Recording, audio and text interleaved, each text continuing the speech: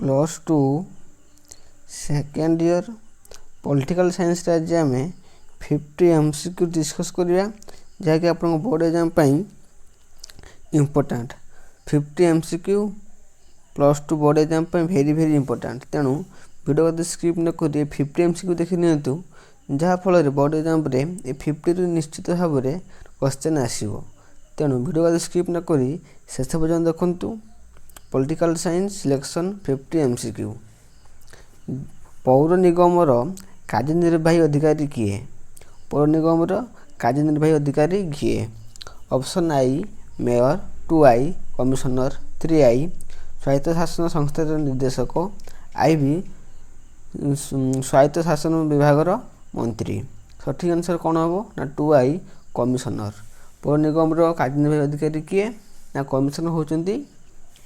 Next question B निम्नोक्त मध्यरु केउठी संघीय राष्ट्रर लक्षण निम्नोक्त मध्यरु केउठी संघीय राष्ट्रर लक्षण ऑप्शन आई क्षमता विभाजन 2I एकक केंद्र सरकार 3I नमनीय संविधान IV उत्तरदायी कार्यपालिका सठिक आंसर आई क्षमता विभाजन होची संघीय राष्ट्रर लक्षण। नेक्स्ट क्वेश्चन सी निम्नोक्त मध्यरु केउठी आंचलिक दल नुहे निम्नोक्त मध्यरु केउठी आंचलिक दल नुहे ऑप्शन आई आप 2I DMK 3I Shiromani Akali Dal IV Trinamool Congress सठिक आंसर IV तृणमूल कांग्रेस हूँ कौन ना आंचलिक दल नुहे ए सब कौन सब ए सब आंचलिक दल किंतु IV तृणमूल कांग्रेस हूँ आंचलिक दल नुहे इम्पोर्टाट 50 MCQ वीडियो स्क्रिप्ट करूँ ना शेष पर्यटन देखु 50 MCQ निश्चित भाव में बोर्ड एग्जाम ये क्वेश्चन निहाती आसो। क्वेश्चन डी निम्नोक्त मध्यरु केउठी परोक्ष गणतंत्र पद्धति नुहे ऑप्शन आई गणभोट 2I प्रतिनिधि शासन 3I विधानमंडल गुरुत्व IV निरपेक्ष न्याय सठिक आंसर आई गणभोट ए गणभोट हूँ कौन ना परोक्ष गणतंत्र पद्धति नुहे। नेक्स्ट क्वेश्चन ई स्वाधीनता पूर्व किए भारतर स्वायत्त शासन व्यवस्था आरंभ करते मोस्ट इम्पोर्टाट क्वेश्चन स्वाधीनता पूर्व किए भारतर स्वायत्त शासन व्यवस्था आरंभ करते ऑप्शन आई बलवंत राय मेहटा 2I अशोक मेहटा 3I सरदार वल्लभ भाई पटेल IV लॉर्ड रिपन सठिक आंसर IV लॉर्ड रिपन कौन स्वाधीनता पूर्व भारत स्वायत्त शासन व्यवस्था आरंभ करते। नेक्स्ट क्वेश्चन ए पौर ग्राम पंचायत बैठक किए अध्यक्षता करती ग्राम पंचायत बैठक में किए अध्यक्षता करती ऑप्शन आई सरपंच 2I BDO 3I जिलापाल IV विधानसभा प्रतिनिधि सठिक आंसर आई सरपंच ये सरपंच होचंती ग्राम पंचायत बैठकर अध्यक्षता करती किए ना सरपंच।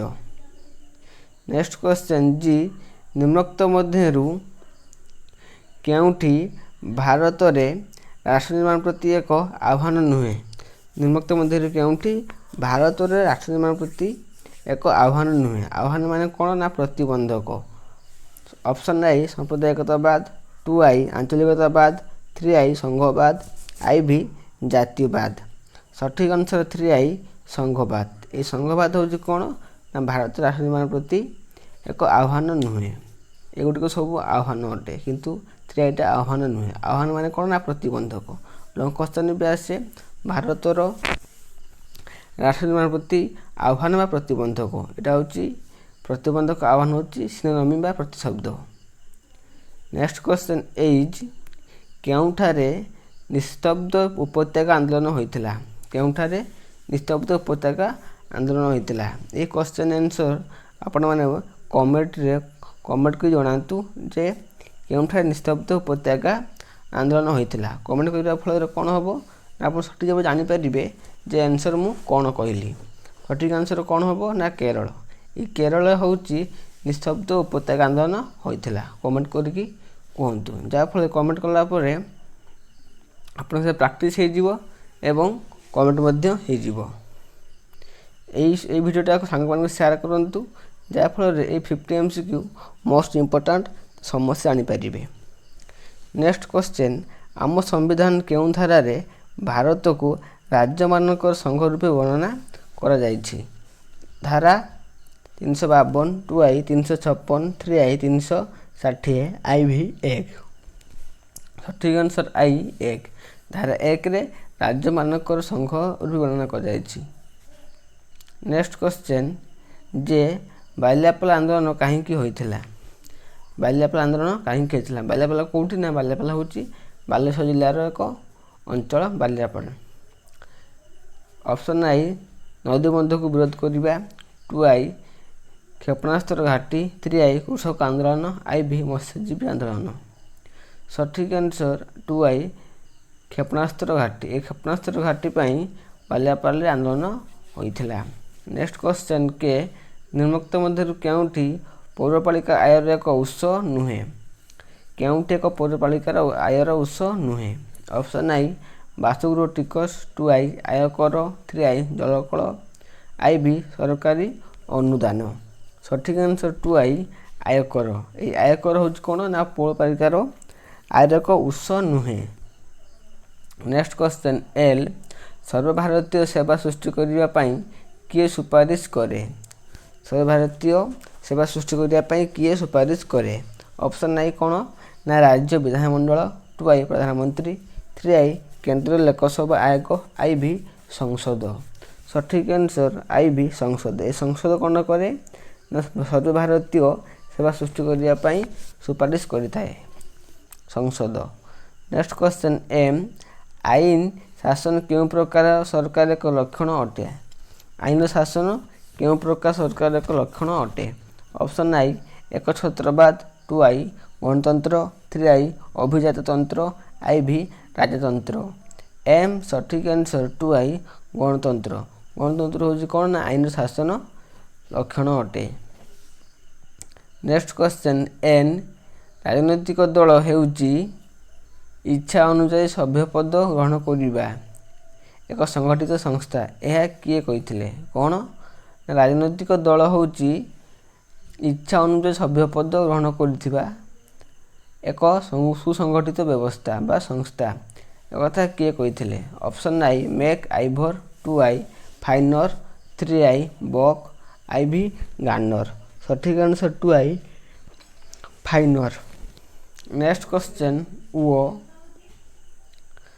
ଭାରତରେ ଅବଶିଷ୍ଟ କ୍ଷମତା ଭୁକ୍ତ ବିଷୟରେ କିଏ ଆଇନ ପ୍ରଣୟନ କରିଥିଲେ? ଭାରତରେ ଅବଶିଷ୍ଟ କ୍ଷମତାଭୁକ୍ତ ବିଷୟରେ କିଏ ଆଇନ ପ୍ରଣୟନ କରିଥିଲେ? ଅପସନ୍ I ରାଜ୍ୟ ବିଧାନମଣ୍ଡଳ, 2I ରାଷ୍ଟ୍ରପତି, 3I କେନ୍ଦ୍ର ସଂସଦ, IV ଉଭୟ କେନ୍ଦ୍ର ଓ ରାଜ୍ୟ ବିଧାନମଣ୍ଡଳ। ସଠିକ୍ ଆନ୍ସର 3I କେନ୍ଦ୍ର ସଂସଦ। ଏହି କେନ୍ଦ୍ର ସଂସଦ କ'ଣ? ନା ଅବଶିଷ୍ଟ କ୍ଷମତା ବିଷୟରେ ଆଇନ ପ୍ରଣୟନ କରିଥାଏ। ନେକ୍ସଟ କ୍ୱେଶ୍ଚନ୍, ପି କିଏ କହିଥିଲେ ଗଣତନ୍ତ୍ର ହେଉଛି ଏକ ଜୀବନ ପ୍ରଣାଳୀ? କିଏ କହିଥିଲେ ଗଣତନ୍ତ୍ର ହେଉଛି ଏକ ଜୀବନ ପ୍ରଣାଳୀ? Option I Silli, 2I dice, 3I Max, IV Bryce. P ସଠିକ୍ ଆନ୍ସର 3I ମ୍ୟାକ୍ସି କହିଥିଲେ। ନେକ୍ସଟ କ୍ୱେଶ୍ଚନ୍, ଆମ ସମ୍ବିଧାନର କେଉଁ ଧାରାରେ ଆନ୍ତଃରାଜ୍ୟ ନଦୀ ଜଳ ବଣ୍ଟନ ବ୍ୟବସ୍ଥା ସମ୍ପର୍କିତ? ଆମ ସମ୍ବିଧାନ କେଉଁ ଧାରାରେ ଆନ୍ତଃରାଜ୍ୟ ନଦୀ ଜଳ ବଣ୍ଟନ ବ୍ୟବସ୍ଥା ସମ୍ପର୍କିତ? ଅପସନ୍ I ଧାରା 241, 2I ଧାରା 260, 3I ଧାରା 262, IV ଧାରା 369। ସଠିକ୍ ଆନ୍ସର 3I 262। ଏହି 262 ଧାରା ଅନୁସାରେ କ'ଣ ହୋଇଥାଏ?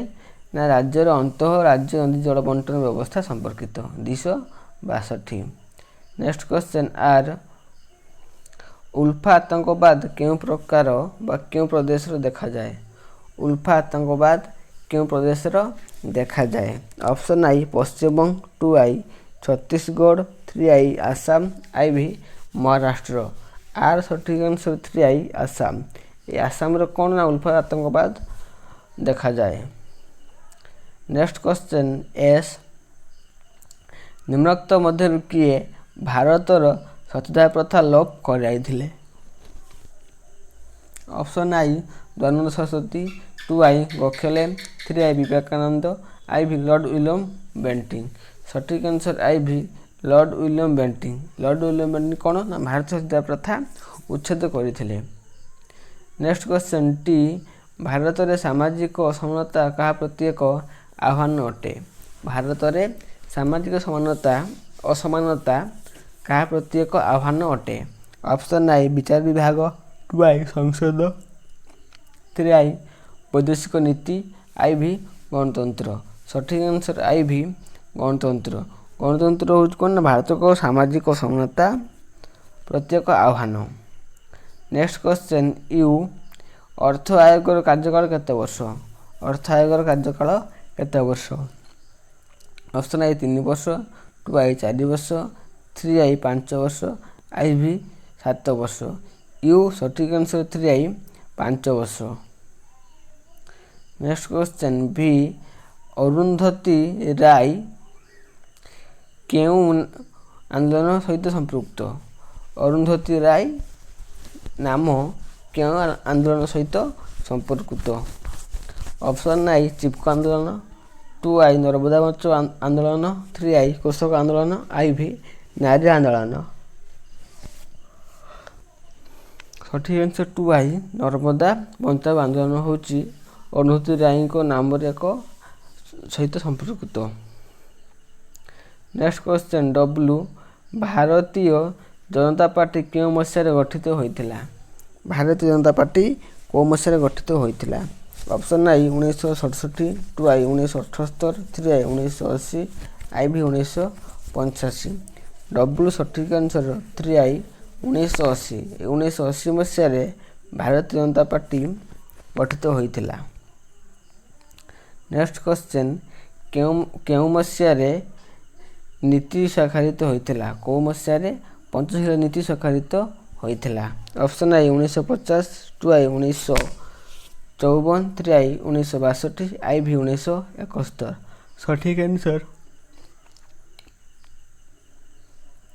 2 1954 ମସିହା। ନେକ୍ସଟ କ୍ୱେଶ୍ଚନ୍ ୱାଇ ସିମଲା ରାଜିନାମା କାହା କାହା ମଧ୍ୟ ସ୍ୱାକ୍ଷରିତ ହୋଇଥିଲା? ସିମଲା ରାଜିନାମା କାହା କାହା ମଧ୍ୟ ସ୍ୱାକ୍ଷରିତ ହୋଇଥିଲା? ଅପସନ୍ ଆଇ ନେହେରୁ ଏବଂ ଆୟୁବ ଖାନ୍, 3 ଲାଲ ବାହାଦୁର ଶାସ୍ତ୍ରୀ ଏବଂ ZA ଭୁଟ୍ଟୋ, 3 ଇନ୍ଦିରା ଗାନ୍ଧୀ ଏବଂ ZA ଭୁଟ୍ଟୋ, IV ମନମୋହନ ସିଂ ଏବଂ ନୱାଜ ସରିଫ। ସଠିକ୍ ଆନ୍ସର 3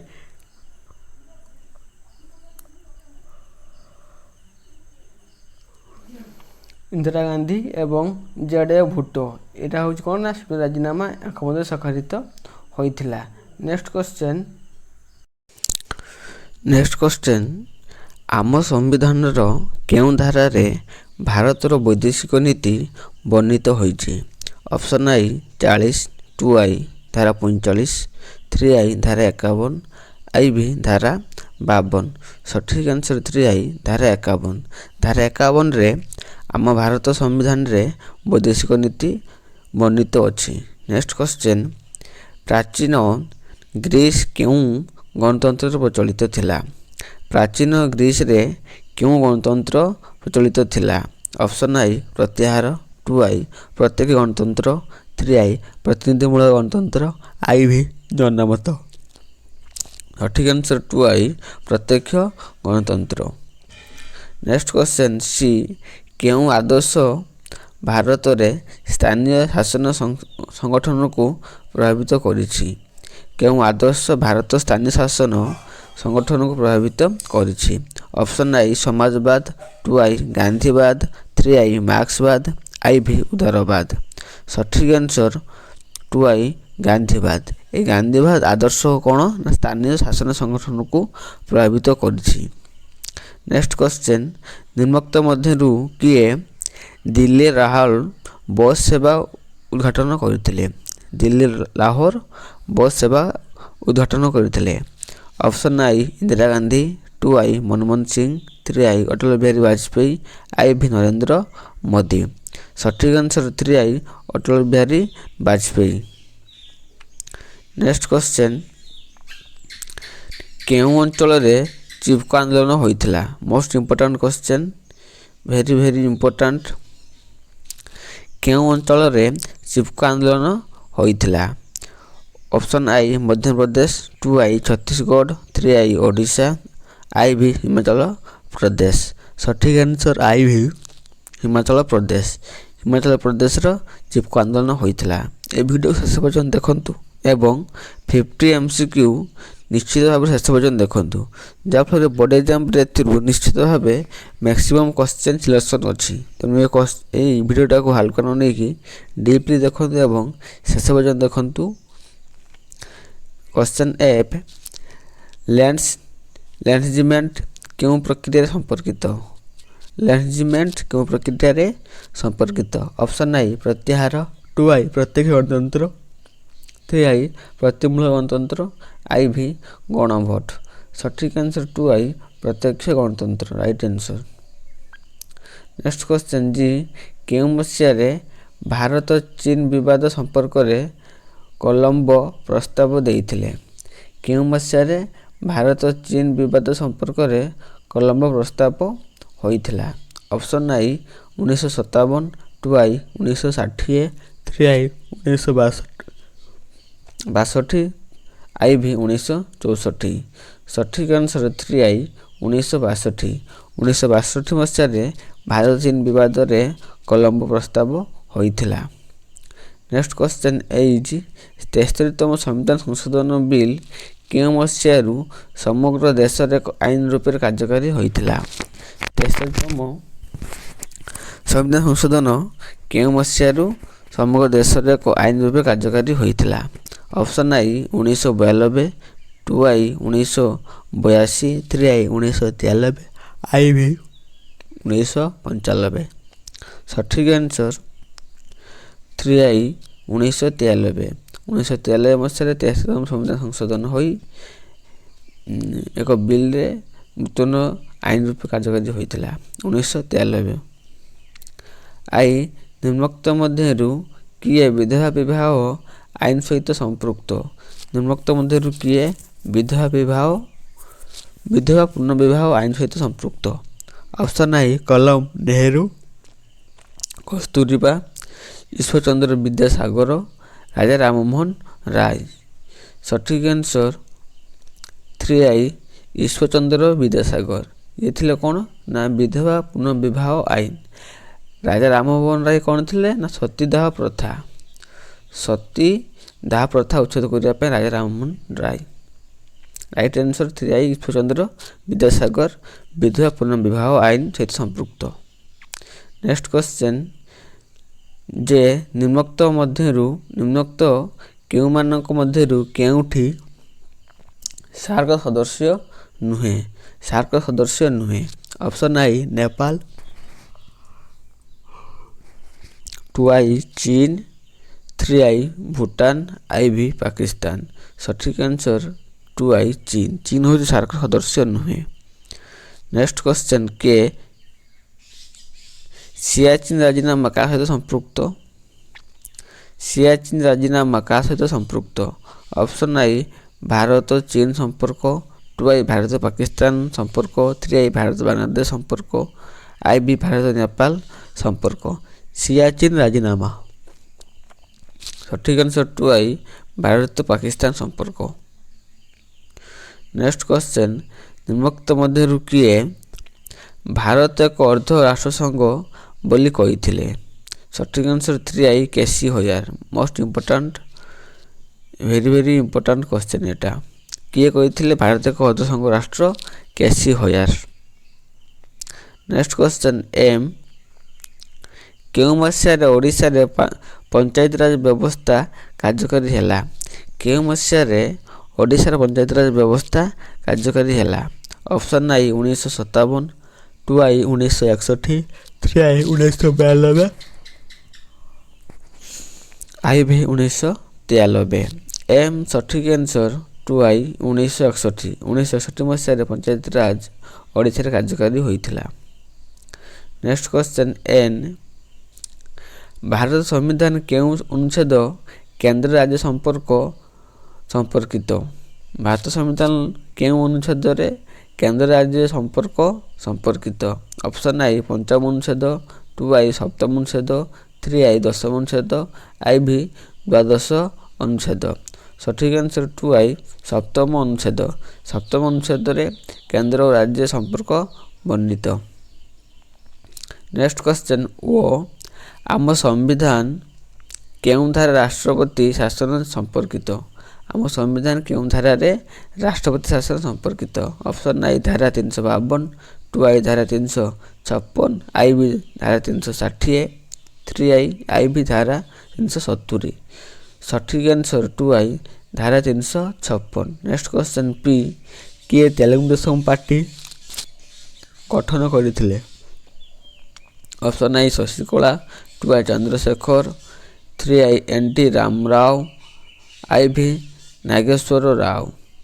ସଠିକ୍ answer 3I NT Raman Rao ଥିଲେ କିଏ ତେଲୁଗୁ ଦେଶମ ପାର୍ଟିର ଗଠନ କିଏ NT ରାମରାଓ। କ୍ୟୁ ଭାରତ ଜାତୀୟ କଂଗ୍ରେସ ପ୍ରଥମ ସଭାପତି କିଏ ଥିଲେ? ସଠିକ୍ answer 2I Umesh Chandra Banerjee. Most important question. Umesh Chandra Banerjee ଥିଲେ କଂଗ୍ରେସର ପ୍ରଥମ ସଭାପତି। ନେକ୍ସଟ କ୍ୱେଶ୍ଚନ୍ ଆର୍ ବର୍ତ୍ତମାନ କେଉଁ ରାଷ୍ଟ୍ରରେ ପ୍ରତ୍ୟକ୍ଷ ଗଣତନ୍ତ୍ର ପ୍ରଚଳିତ? କେଉଁ ରାଷ୍ଟ୍ରରେ ପ୍ରତ୍ୟକ୍ଷ ଗଣତନ୍ତ୍ର ପ୍ରଚଳିତ? Option I great Britain, 2I Switzerland, 3I Sweden, IV ଦକ୍ଷିଣ ଆଫ୍ରିକା। ସଠିକ୍ ଆନ୍ସର 2I ସୁଇଜରଲ୍ୟାଣ୍ଡ।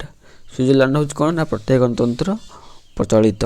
ତେଣୁ ଏହି କ୍ୱେଶ୍ଚନ୍ଟାକୁ କମେଣ୍ଟ କରି ଜଣାନ୍ତୁ, ଯାହାଫଳରେ ଆପଣଙ୍କ ପ୍ରାକ୍ଟିସ୍ ହୋଇଯିବ ଏବଂ ମନେ ରହିଯିବ।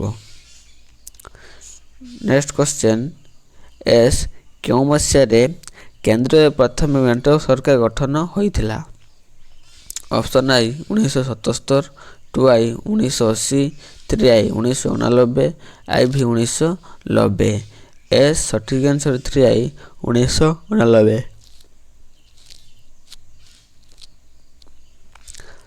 ଟି ନିମ୍ନୋକ୍ତ ମଧ୍ୟରୁ କେଉଁଠି ଭାରତରେ ଗଣତାନ୍ତ୍ରିକ ବ୍ୟବସ୍ଥା ପ୍ରତି ଏକ ଆହ୍ୱାନ ନୁହେଁ? ଆହ୍ୱାନ ଯାହା ପ୍ରତିବନ୍ଧକ ସେୟା ଆହ୍ୱାନ ନୁହେଁ। କେଉଁଟା? ଅପସନ୍ ଆଇ ନିରକ୍ଷରତା, 2I ଧର୍ମ, 3I ଲିଙ୍ଗଗତ ବୈଷମ୍ୟ, IV ନିରପେକ୍ଷ ସମ୍ବାଦପତ୍ର। ସଠିକ୍ ଆନ୍ସର IV ନିରପେକ୍ଷ ସମ୍ବାଦପତ୍ର ହେଉଛି କ'ଣ ନା ଗଣତନ୍ତ୍ର ପ୍ରତି ଏକ ଆହ୍ୱାନ ନୁହେଁ।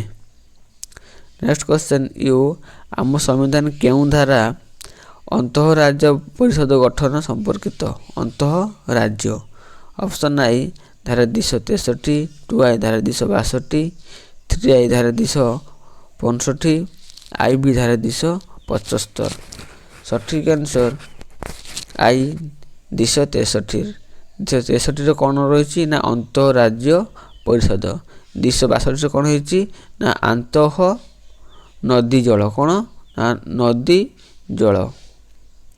ଆନ୍ତଃ ନଦୀ ଜଳ। ଆନ୍ତଃ ନଦୀ ଜଳ ହେଉଛି 262। 263 କ'ଣ ନା ଆନ୍ତଃ ରାଜ୍ୟ ପରିଷଦ। ନେକ୍ସଟ କ୍ୱେଶ୍ଚନ୍ ଭି ଜୟଲଳିତା କେଉଁ ରାଜନୈତିକ ଦଳର ମୁଖ୍ୟ ଥିଲେ? Option I DMK, 2I TDP, 3I AIADMK, IV national conference. ସଠିକ୍ ଆନ୍ସର 3I AIADMKର ଥିଲେ ମୁଖ୍ୟ କିଏ ଜୟଲଳିତା। ନେକ୍ସଟ କ୍ୱେଶ୍ଚନ୍ ଡବ୍ଲୁ ଗଣତନ୍ତ୍ରରେ ସର୍ବୋତ୍ତମ କର୍ତ୍ତା କିଏ? ଗଣତନ୍ତ୍ରରେ ସର୍ବୋତ୍ତମ କର୍ତ୍ତା କିଏ? ଅପସନ୍ ଆଇ ବିଧାନମଣ୍ଡଳ, 2I କାର୍ଯ୍ୟପାଳିକା, 3I ନ୍ୟାୟପାଳିକା, IV ଜନସାଧାରଣ। ସଠିକ୍ ଆନ୍ସର IV ଜନସାଧାରଣ ହେଉଛନ୍ତି ଗଣତନ୍ତ୍ରର ସର୍ବୋତ୍ତମ କର୍ତ୍ତା। ନେକ୍ସଟ କ୍ୱେଶ୍ଚନ୍ ଏକ୍ସ ନିମ୍ନୋକ୍ତ ମଧ୍ୟରୁ କିଏ ନିଜର ପଦାଧିକାରୀ ବଳରେ ନୀତି ଆୟୋଗର ଅଧ୍ୟକ୍ଷତା ଅଟନ୍ତି? କିଏ ନିଜର ପଦାଧିକାର ବଳରେ ନୀତି ଆୟୋଗର ଅଧ୍ୟକ୍ଷତା ଅଟନ୍ତି? ସଠିକ୍ ଆନ୍ସର 3I ପ୍ରଧାନମନ୍ତ୍ରୀ। ପ୍ରଧାନମନ୍ତ୍ରୀ କ'ଣ ନୀତି ଆୟୋଗର ଅଧ୍ୟକ୍ଷ। ୱାଇ ଦ୍ୱିକକ୍ଷୀୟ ବ୍ୟବସ୍ଥା କେଉଁ ପ୍ରକାର ସରକାରରେ ବୈଶିଷ୍ଟ୍ୟ? ଅପସନ୍ ଆଇ ଐଚ୍ଛିକ ରାଷ୍ଟ୍ର, 2i ଏକଛତ୍ରବାଦ, 3i ସଂଘ ରାଷ୍ଟ୍ର, IB ସଂଘ ରାଷ୍ଟ୍ର। ସଠିକ୍ ଆନ୍ସର 3i ସଂଘ ରାଷ୍ଟ୍ର। ସଂଘ ରାଷ୍ଟ୍ର ହେଉଛି କ'ଣ ନା ଦ୍ୱିକକ୍ଷୀୟ ବ୍ୟବସ୍ଥାର ସରକାର ବୈଶିଷ୍ଟ୍ୟ ସଂଘୀୟ ରାଷ୍ଟ୍ର। ଏଥିରେ ଆପଣଙ୍କର 25+25 MCQ ଯାହା ମୁଁ ଡିସ୍କସ୍ କରିସାରିଛି। ତେଣୁ ଏହିପରି important board exam selection question ଏବଂ ପ୍ରାକ୍ଟିସ୍ କରିବା ପାଇଁ ଚ୍ୟାନେଲକୁ ଲାଇକ୍, ସେୟାର ଏବଂ ସବସ୍କ୍ରାଇବ୍ କରନ୍ତୁ। ସବସ୍କ୍ରାଇବ୍ କରିବା ଫଳରେ ମୁଁ ଯେବେ ଅପଲୋଡ଼ କରିବି ଆପଣ ମଧ୍ୟ ନୋଟିଫିକେସନ୍ ପାଇପାରିବେ। ତେଣୁ ଚ୍ୟାନେଲକୁ ସବସ୍କ୍ରାଇବ୍ କରନ୍ତୁ। ଧନ୍ୟବାଦ।